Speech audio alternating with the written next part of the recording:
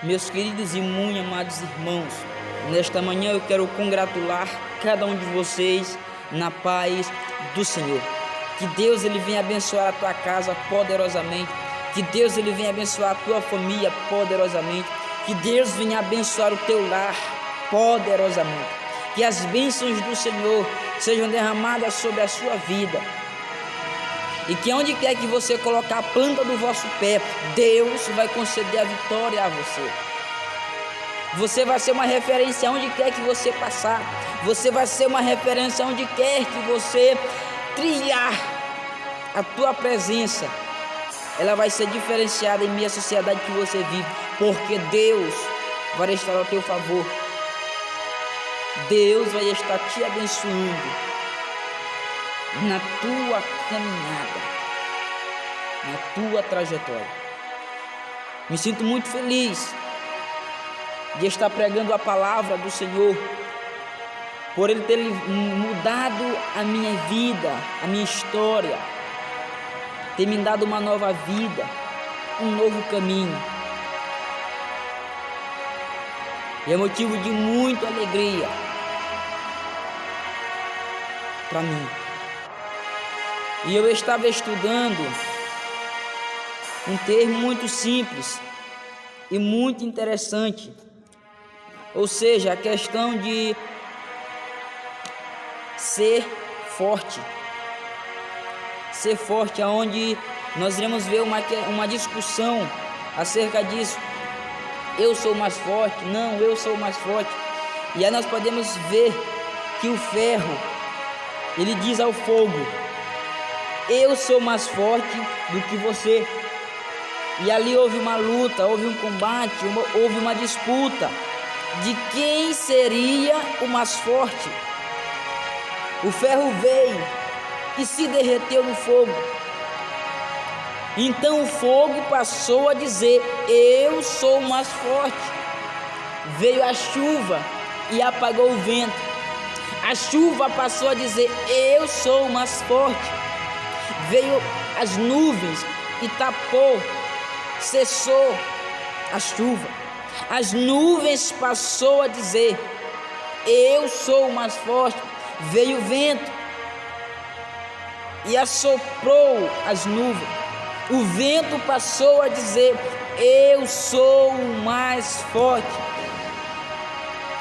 E o monte tapou a passagem do vento. O monte passou a dizer: eu sou o mais forte. Mas veio o homem e derrubou com o pico do monte. E o homem passou a dizer: eu sou o mais forte. Mas veio a morte e matou aquele homem. A morte passou a dizer: eu sou o mais forte. Mas a Bíblia vai nos dizer o seguinte: que Jesus morreu, mas ao terceiro dia ele ressuscitou. Então eu posso dizer que esse sim pode dizer que ele é o mais forte, porque nem a morte conseguiu o vencer. Jesus sim é o mais forte. Ele é o mais forte, porque nem a morte conseguiu o vencer. Jesus Cristo de Nazaré é o mais forte. Ele é o mais forte. Muito interessante isso. E diante dele, nós temos que ter essa humildade. Nós temos que ter essa humildade. Somente Ele é o mais forte. E somente Ele pode nos livrar de qualquer situação que nós passamos. E nós não temos que ter este espírito de querer pisar o outro, de querer ser mais forte do que o outro. Não. Temos que ter humildade. Temos que ter isso. Porque nós temos dentro do nosso coração o amor de Cristo. E eu quero deixar uma palavra, uma simples palavra da parte do Senhor em 1 Samuel capítulo 16, versículo 12 e versículo 13, onde vai dizer assim: então mandou em busca dele e o trouxe, e era ruivo e formoso de semblante e de boa presença. E disse o Senhor: levanta-te e unge-o, porque este mesmo é. Verso 13: então Samuel tomou o vaso de azeite e ungiu-o no meio dos seus irmãos, e desde aquele dia em diante o Espírito do Senhor se apoderou de Davi. Então Samuel se levantou e se foi a Ramá. É um texto muito conhecido pelos pregadores e leitores e ouvintes da palavra do Senhor, aonde Deus ele fala a Samuel, ele manda Samuel ir até a casa de Jessé, porque na casa de Jessé havia um que iria ser rei em Israel. E Samuel, ele temia muito a Saul, porque Saul era rei de Israel. Só que Deus, ele rejeitou a Saul pelos seus atos, por aquilo que ele fazia, ou seja, aquilo que ele fazia não era bom aos olhos do Senhor, não era agradável aos olhos do Senhor. Saul deixou de andar na presença do Senhor, nos caminhos do Senhor, e de executar a palavra do Senhor. E ali Deus ele rejeita a Saul. Ele rejeita a Saul.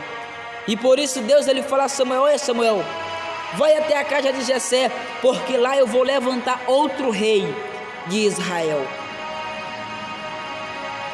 Outro rei em Israel.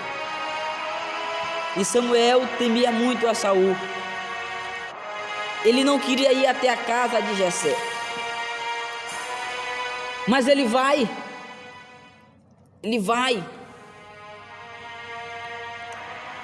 E ali nós podemos ver que Samuel, ele desce até a casa de Jessé.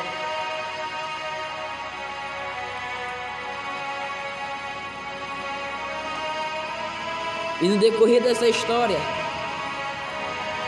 nós iremos entender detalhes importantes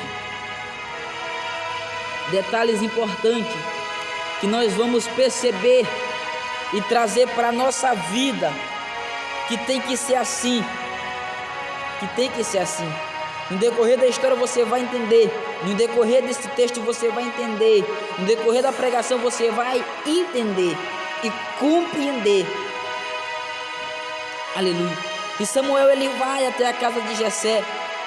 Quando ele chega na casa de Jessé, ele convoca Jessé e a sua família para participar de um sacrifício. Aleluia. E ali nós podemos observar que Samuel, no versículo 5, ele chega a dizer: e disse ele: é de paz, vim sacrificar ao Senhor, santificai-vos e vinde comigo ao sacrifício. E santificou ele e a Jessé e os seus filhos, e os convidou ao sacrifício. Verso 6: e sucedeu que entrando eles, viu a Eliabe e disse: certamente está perante o Senhor o seu ungido. Naquele momento aconteceu o seguinte: todos os filhos de Jessé começaram a passar diante de Samuel. E no meio dessa passagem, nós iremos observar que Samuel, ele iria ter que escolher um rei, o rei de Israel. O rei de Israel. Mas é interessante lembrar, antes de chegarmos aqui, quando Israel pede um rei, e Saul foi escolhido rei pela multidão, pelo povo, por Samuel. E nisso, Saul, ele chega a fazer o que não parecia bom e agradável aos olhos do Senhor. Então aquilo que Samuel fez deu errado. A escolha que Samuel fez junto com o povo deu errado. Aí nós podemos observar que Samuel, ele chega a dizer a Eliabe: este sim é o ungido que Deus escolheu. E Deus rejeita: não é esse, E passa o segundo filho de Jessé na frente de Samuel, e Samuel chega a dizer: este sim é o ungido do Senhor. E novamente o Senhor rejeita. Ou seja, passo o primeiro não é, passo o segundo também não é, passo o terceiro também não é, passa o quarto também não é, passa o quinto também não é, passa o sexto também não é, passa o sétimo também não é. O que eu quero dizer com isso? Ou seja, Samuel, ele via a aparência, Samuel, ele via a estatura, Samuel, ele via o físico, Samuel, ele via uma pessoa forte, uma pessoa de boa estatura para ser um rei. Mas o Senhor, ele vê diferente. Deus, ele não olha a aparência, ele olha o coração. E Samuel via a aparência e esquecia do coração. E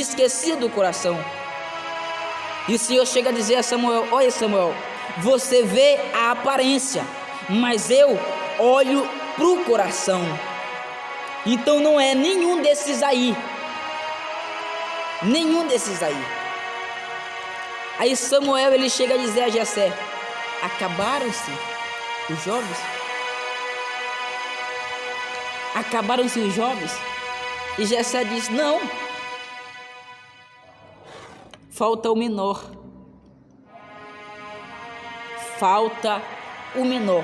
A Bíblia nos diz o seguinte: que Deus escolheu as coisas loucas deste mundo para confundir aquele que pensa que é sábio. Deus escolheu as coisas pequenas deste mundo para confundir aquele que pensa que é grande. Não, falta o menor. E Samuel, ele chega a dizer a Jessé: não nos assentaremos em roda da mesa até que ele chegue, mande buscá-lo. E eles mandaram buscar a Davi. E quando Davi chegou, diz a palavra que ele era ruivo,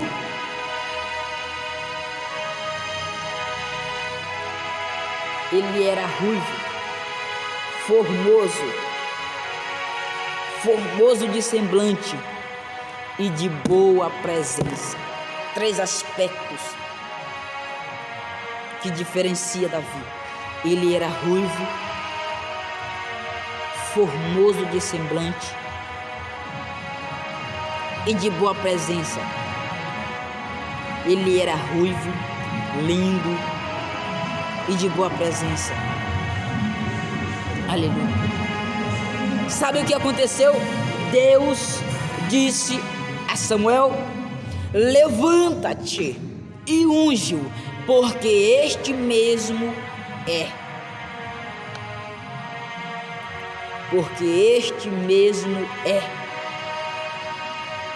E Samuel se levantou e ungiu Davi na frente dos seus irmãos. E diz a palavra de Deus que naquele momento o Espírito do Senhor se apoderou de Davi, desde aquele dia em diante.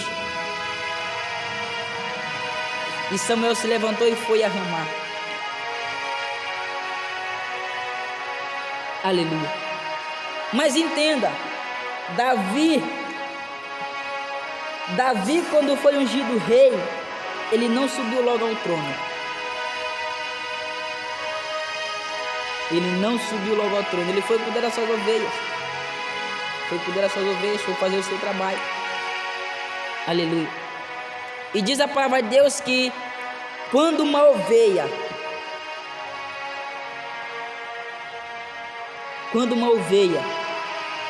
sumia, desaparecia, Davi ia buscar, porque ele cuidava de ovelha.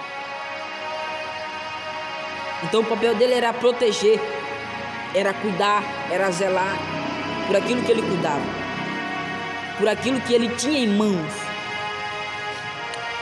Mas diz a palavra de Deus que toda vez que um urso, um leão tentava tragar uma de suas ovelhas, Davi estava ali para proteger.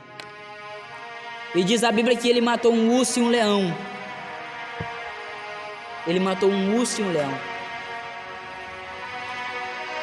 E Jessé, ele envia Davi aí até seus irmãos levar comida, ver como é que estava.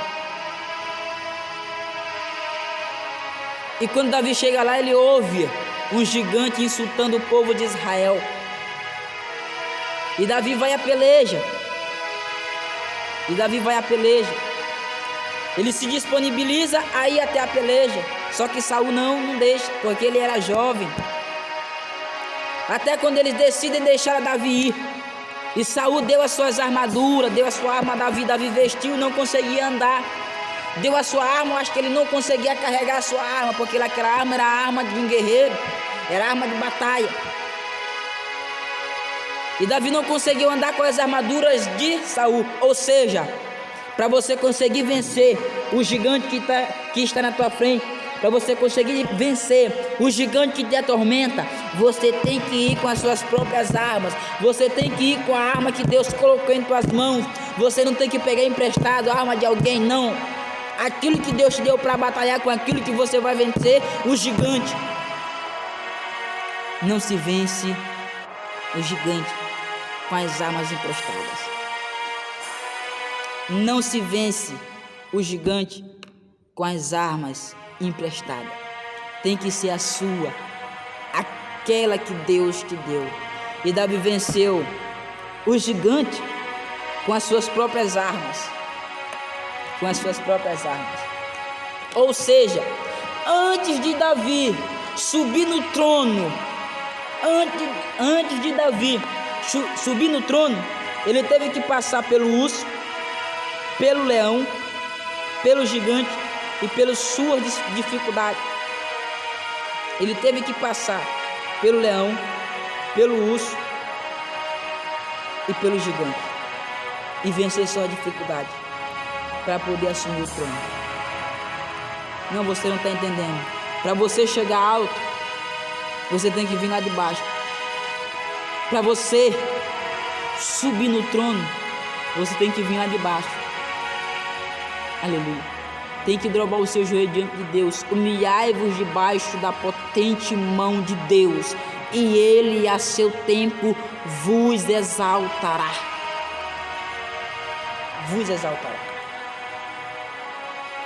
Antes de Davi exercer o seu trono, ele teve que passar por essa dificuldade. E você não vai chegar no seu trono de qualquer jeito. Não. Você tem que estar estruturado. E Davi não foi diferente. Por isso, guarde essa palavra em seu coração. Para subir, você tem que descer. Com Deus é assim. Para subir, você tem que descer. Você tem que descer.